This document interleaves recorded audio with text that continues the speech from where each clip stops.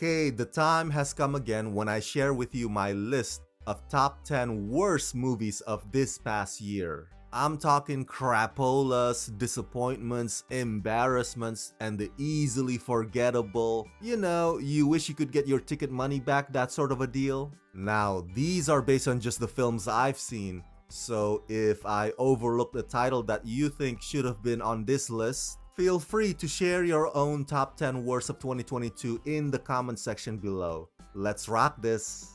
Down at the bottom of the barrel at number 10 is Pinocchio. We all knew that this whole live-actionizing every Disney animated classic movies was gonna hit a pothole one of these days. Director Robert Zemeckis and his muse Tom Hanks brought Pinocchio to life in the worst possible way. Tedious, bland, and it lacks all the charm and wonder that the old cartoon had. The good news is, Netflix has a much better version of Pinocchio by Guillermo del Toro, which is far more superior and can make you forget that this garbage had ever existed.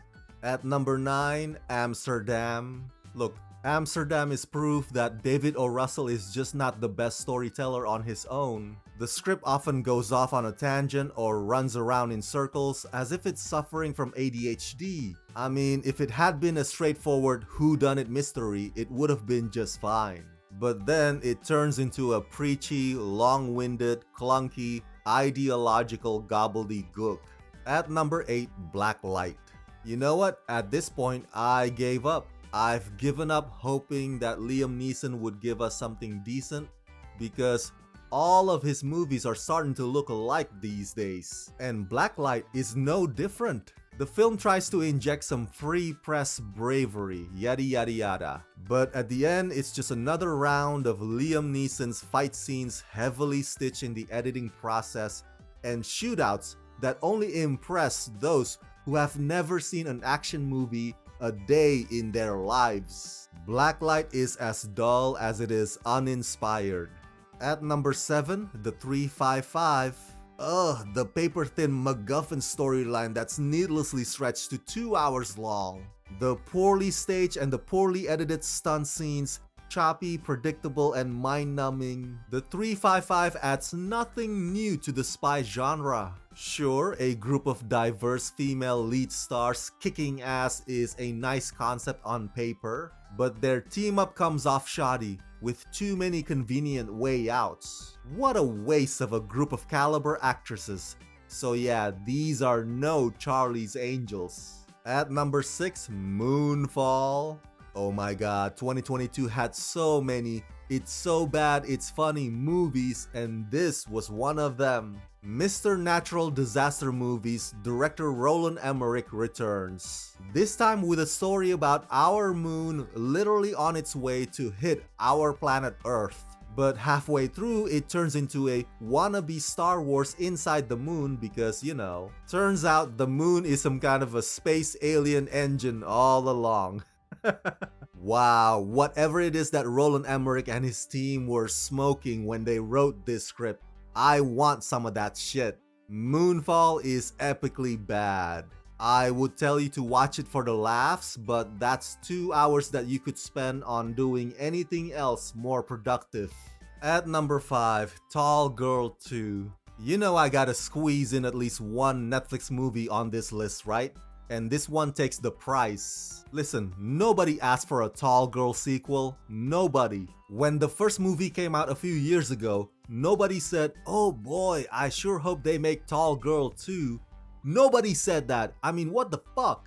Tall Girl 2 is a torture session rom-com that doesn't need to exist. This whole film is just a poor excuse to turn every character and their grandma into good guys. And it forces its way into our lives when we've actually already completely moved on from Ava Michelle. At number 4, Babylon. You heard the recent news, right? Babylon only made about $5 million in its opening weekend in theaters when they actually had a production budget of about $80 million. Ha ha ha, yes! Serves you right, you shitty ass movie. I truly, madly, deeply hate Babylon with a burning passion. It's one of the worst films I've seen all year. Bloated, chaotic, and headache-inducing. And get this, After Babylon's multiple depressing storylines, at the end of the film, Damien Chazelle expects us to admire the beauty of cinema. Really? That's what you want us to get out of your self-destructive characters? That's like punching us in the face 3 times and expecting us to say thank you. At number 3, Morbius. Oh man, who can forget this masterpiece, huh?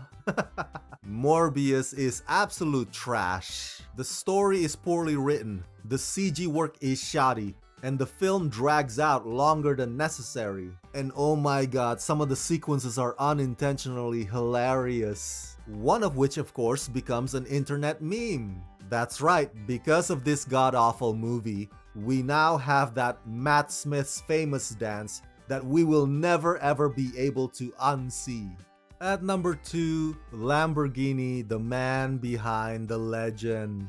Okay, this is how to make a biopic about a historic figure and bungled it miserably. Lamborghini, the man behind the legend is straight up trash. It's soulless, dull, and mediocre. I mean, we're talking about the founder of one of the world's most renowned luxurious cars, and yet, this is the way in which they're telling his story? So disappointing. The script is shallow and generic and rubbish. And my god, Frank Grillo has got to be the biggest case of miscasting ever. Look, I love him as an action man, but Frank lacks the gravitas and the dramatic skills needed for this type of role. I mean, this has got to be the laziest, most uninspired biopic movie I've ever seen. Which brings us to the number 1 worst of the worst movie of 2022, and that is Mind Cage. As I've said in my recent review of this film, Mind Cage is laughably bad. It's basically a hand-me-down Redbox wannabe Silence of the Lambs. And I couldn't keep a straight face because the characters are constantly taking everything way too damn seriously. And the twist ending will get you rolling on the floor, laughing your ass off. It is so goddamn stupid. It is so goddamn funny. And Martin Lawrence, what the hell are you doing, man? You don't got the drama in you, brother. Sorry, you just don't. So, there you have it. There you go. My list of top 10 worst movies of this past year, 2022. Share your own list in the comment section below. And please subscribe, ring that bell, and as always, let's rock this.